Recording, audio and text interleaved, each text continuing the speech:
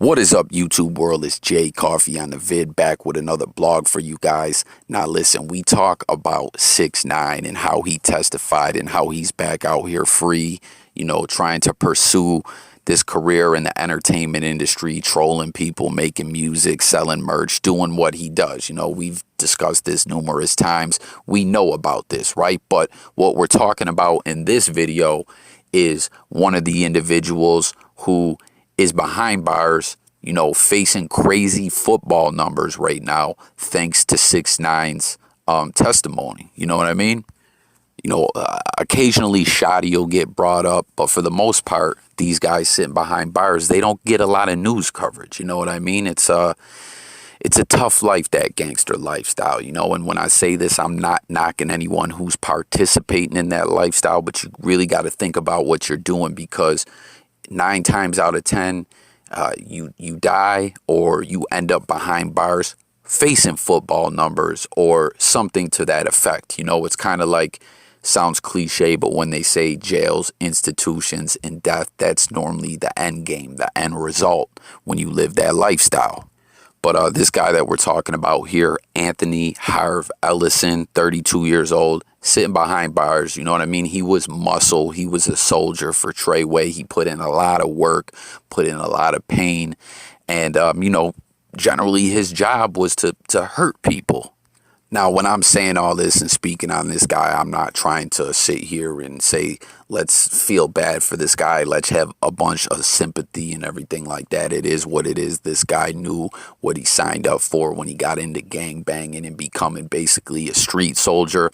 But I just still want to point out the reality of the situation. You know what I mean? This guy was the dude that ended up later on snatching up 6ix9ine and kidnapping him, because it kind of seemed like he was being cut out of the picture. That's what was so wild with 6ix9ine. I always say when it came to Treyway, they should have kept 6ix9ine clean, away from the street activity, so he could bankroll their operations and the money could circulate around the organization. But they did it sloppy. They let 6ix9ine get involved in things where he had the knowledge to then hurt them later on if it went to court. And people within the organization basically kind of started beefing with each other to kind of control 6ix9ine and be able to be the #1 guy putting their hand in his pocket, is my take on it. You guys get in the comments to let me know if you agree or not. But this dude ended up snatching up 6ix9ine, kidnapping him. We know how that went, and he ended up getting convicted for it. And 6ix9ine testified against him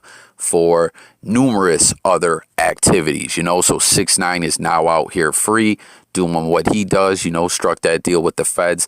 And this guy, Harv, is sitting behind bars, 32 years old, awaiting sentencing. And, they're trying to hit this man with 30 to life, talking about some for real football numbers, man. It's just got to suck to be this guy, because you're like, man, 6ix9ine got us in all these situations that we had to go out there and bang out and put in pain and put in work on people. And I'm sure he feels like he was one of the main ones putting in that work. And now 6ix9ine's out there running around free and he's behind bars. Well, check this out, though. Some documents leaked out, from the courts to the media.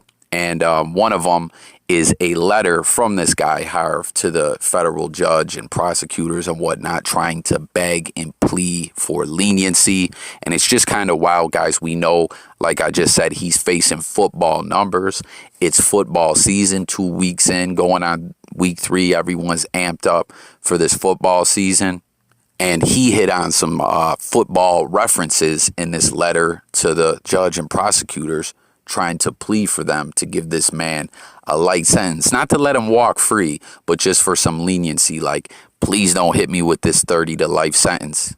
Now, with the virus going on and everything like that, it's affected a lot of people behind bars or other people in mental health facilities, or just if you're within some kind of facility right now, it's tough because everything's kind of put on hold, the normal routine. People can't come and go like, before face-to-face meetings. It's hard to happen. We just saw this with Kodak Black, where he's saying his civil religious rights were being violated because his rabbi can't get in there to see him face-to-face for spiritual meetings.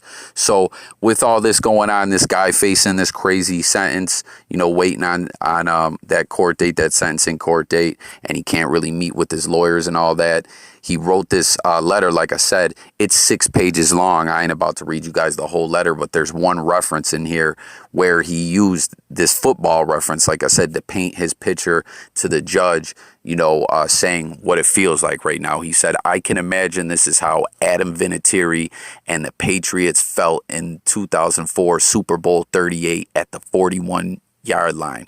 Clock is ticking. Everything is coming down to this. The weight of the world is on my shoulders." Now, we know in the Super Bowl, that was the one versus the Eagles, 2004. They ended up, Vinatieri hit that field goal and they won.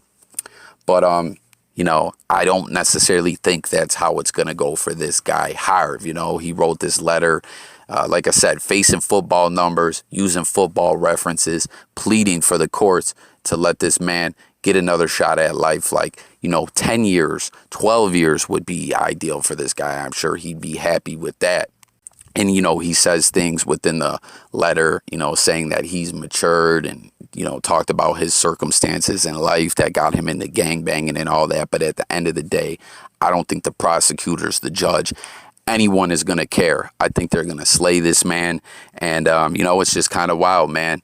Like I said, we see 6ix9ine all the time. We talk about him all the time, but the guy's still behind bars because, we just can't say because of 6ix9ine. They were doing what they were doing, but, he helped convict them and keep them there in certain situations, but don't get, this guy, like I said, I'm not trying to get a bunch of sympathy for him or anything. When I say this guy was a street soldier, he was involved in some vicious crimes. Like when I say he put in pain, I'm not saying that lightly. This guy really was muscle for the gang, no joke. But I don't know. I just thought that this was something interesting to share with you guys, like I said, because we talk about 6ix9ine all the time. We don't talk about the other people within the organization locked up. But, get in the comments. Let me know what you guys think about this. It's got to suck, 6ix9ine struck that deal. That's why we see a lot of people all the time saying, don't get involved in the streets. It never ends well, or if you're in the streets, do what you got to do to get yourself set up for your next move and make that next move a legitimate move so you can get out of risking your life every day, whether it be being killed or like in this situation with this gentleman, your freedom. You know what I mean? Don't take it for granted. You only got one life to live. And, you want to prosper within that life. So that's all I got, guys. I look forward to hearing what you guys got to say in the comments. Make sure to subscribe, hit the notification bell.